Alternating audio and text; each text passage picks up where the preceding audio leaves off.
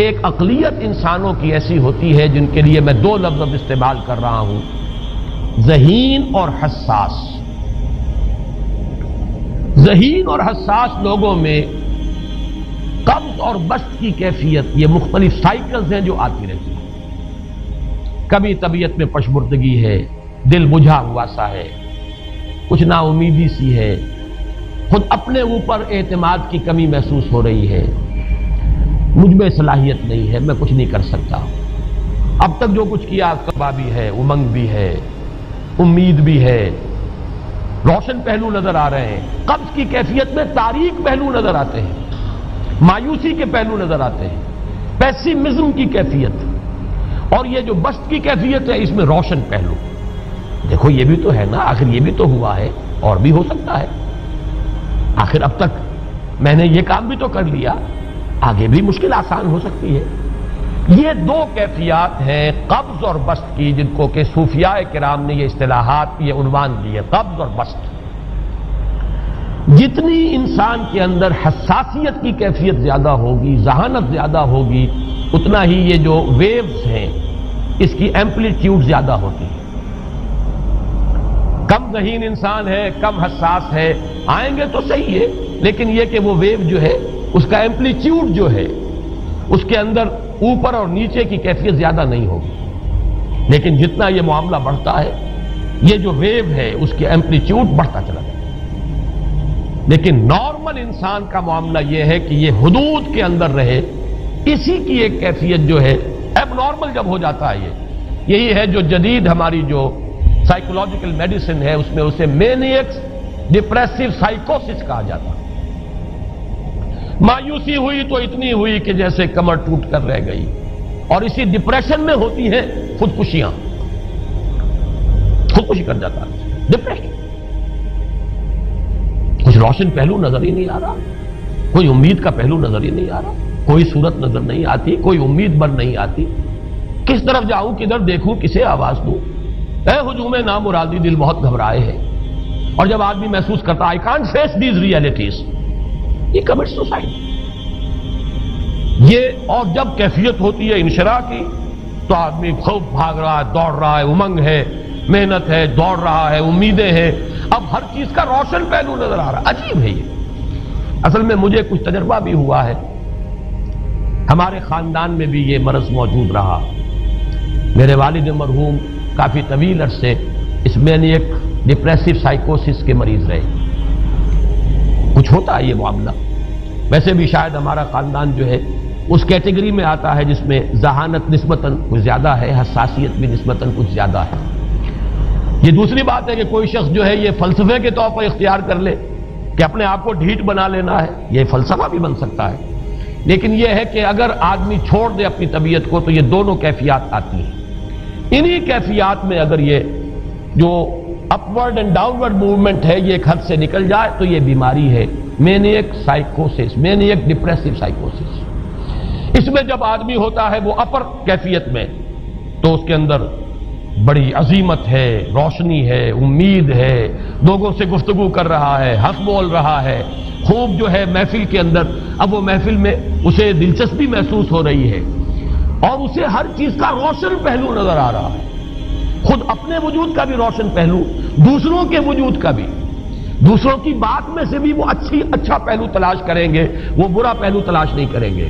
جب دوسری کیفیت ہے ڈپریشن کی، ہر ایک کی بات میں کوئی برائی نظر آئے گی، کوئی اس کی نیت کا فطور ہے، کوئی فساد ہے، کوئی یہ جو ہے بدنیتی کے ساتھ یہ بات کر رہا ہے، کوئی خیر کہیں ہے ہی نہیں، برائی ہی برائی ہے، مایوسی ہی مایوسی ہے، بدلی ہی بدلی۔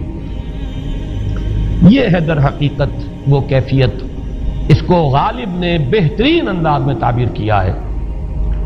ذہین اور حساس انسانوں میں ان کی جو ترقی ہے وہ انہی مراحل سے ہو کر گزرتی ہے، اور ہر ڈپریشن کے بعد، ڈپریشن میں اس سینس میں استعمال نہیں کر رہا یعنی بیماری کی حد تک پہنچنے والی ڈپریشن نہیں، صرف قبض کی حد تک پہنچنے والا معاملہ۔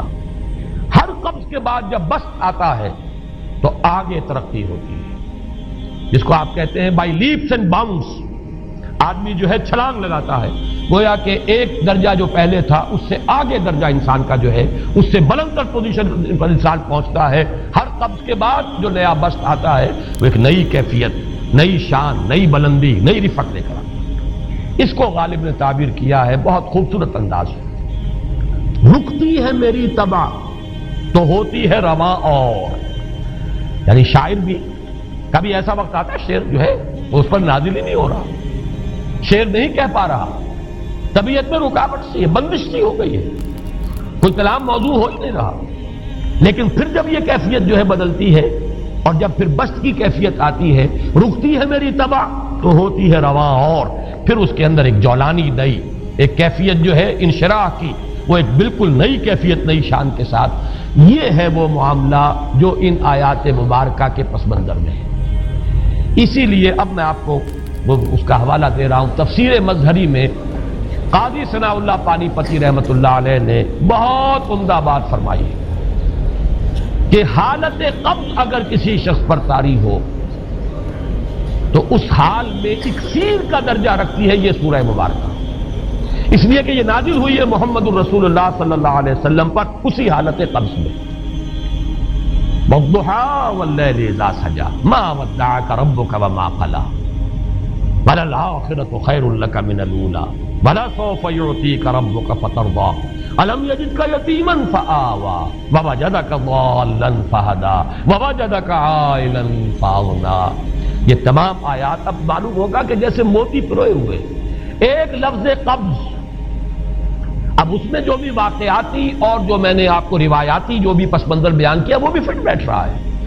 وہ خودکشی کا معاملہ بھی آ گیا، اس میں فٹ بیٹھ رہا ہے کہ بخاری شریف میں روایت موجود ہے کہ حضور فرماتے ہیں کہ میری طبیعت پر اس درجے اضطراب تھا، اتنی کیفیت جو ہے میری تشویش کی تھی کہ میرے دل میں بار بار خیال آتا تھا کہ پہاڑ پر چڑھ کر اپنے آپ کو نیچے گرا دوں. یہ سارے معاملات اب آپ کو محسوس ہوگا جیسے تمام کڑیاں جو ہے وہ جڑ گئی، جیسے رات کو اب آپ اٹھ نہیں پا رہے، اضمحلال ہے، اعصابی جو ہے اعصاب اس درجے متاثر ہو چکے ہیں. صرف یہ ایک احساسات کی کیفیت نہیں ہے، آپ کی قوت فعلی جو ہے، قوت عملی، وہ بھی اس درجے متاثر ہو چکی ہے کہ کئی راتیں گزر گئی اور آپ رات کو نہیں اٹھ سکے، جس پر کہ ام جمیل کو یہ کہنے کا موقع مل گیا کہ معلوم ہوتا ہے محمد تمہارا شیطان تمہیں چھوڑ گیا. اب یہ جملہ اپنی جگہ پر اس کی کاٹ ہے یقیناً، اس سے یضیق صدرک بما یقولون، لیکن وہ کیفیت جس کی وجہ سے یہ جملہ آیا ہے اس پر نگاہ دوڑائیے، اس پر نگاہ کو مرکوز کریں گے تو معلوم ہوگا ایک لفظ قبض، یہ قبض کی ایک کیفیت تھی. اس قبضی کی کیفیت کا ایک مظہر یہ ہے کیونکہ یہ بھی تو در حقیقت قلب مبارک جو ہے محمد الرسول اللہ صلی اللہ علیہ وسلم کا، اسی پر تو وحی کا نزول ہوتا تھا. یہ بھی وہی داخلی احساسات و کیفیات کا معاملہ ہے، یہی بھی در حقیقت یہ واردات قلبیہ ہی کا سارا معاملہ ہے. اس کو آپ خارج سے تعبیر نہیں کر سکتے، نہ ابھی کوئی ایسے مصائب تھے، نہ ایسی کوئی مشکلات تھیں، نہ ابھی کوئی رد و قضا ایسی شروع ہوئی، نہ ابھی کوئی بحث و نزاع کا معاملہ ایسا ہوا، نہ کوئی ابھی کوئی فزیکل پرسیکیوشن شروع ہوئی. یہ سب داخلی ہی کیفیات ہیں، اور ان داخلی کیفیات کے حوالے سے ان سورہ مبارکہ کو اگر صحیح سمجھا ہے تو صوفیہ نے سمجھا. وہ جو اقبال کا شعر ہے کہ کچھ جو سمجھا میرے شکوے کو تو رضواں سمجھا، مجھ کو جنت سے نکالا ہوا انسان سمجھا. اور کون سمجھے گا؟ وہ تو سمجھے گا کہ دکھے ہوئے وہ دل کی صدا ہے، وہ کیا ہے جو اقبال کی وہ ایک نظم ہے پرندے کی فریاد، گانا اسے سمجھ کر خوش ہونا سننے والے. یہ تو در حقیقت ایک دکھے ہوئے دل کی صدا، فریاد یہ صدا ہے. تو یہ کیفیت جو ہے رضوان سمجھ سکا ہے جو کہ داروغہ جنت ہے، اس نے سمجھا یہ وہی آدم جو نکالا گیا تھا یہاں سے، یہ اس کی فریاد ہے. کچھ جو سمجھا میرے شکوے کو تو رضواں سمجھا، مجھ کو جنت سے نکالا ہوا انسان سمجھا. تو واقعہ یہ ہے کہ اس سورہ مبارکہ کا صحیح فہم اگر حاصل ہوا ہے وہ امام راضی کو حاصل ہو ہی نہیں سکتا. وہ عقل اور منطق کی گتھیاں سلجھانے والے آدمی ہیں، اپنی جگہ ان کی کنٹریبیوشن بہت ہے. یہ لغت اور ادب کا کوئی خاص مسئلہ اس میں ہے ہی نہیں کہ زمخشری اس میں کوئی جولانی دکھائیں اپنی، اس میں کوئی ایسا اشکال ہے ہی نہیں، نحوی اشکال ہی نہیں. لیکن یہ واردات قلبیہ کا معاملہ ہے، احساسات باطنی کا معاملہ ہے، یہ نفسیات انسانی کا معاملہ ہے. اور اس کو وہی سمجھ سکتے ہیں کہ جو ماہرین علم نفس ہیں، اور وہ ہیں صوفیاء کرام ہمارے ہاں، جن کا وہ ذوق ہے باطنی کیفیات و احساسات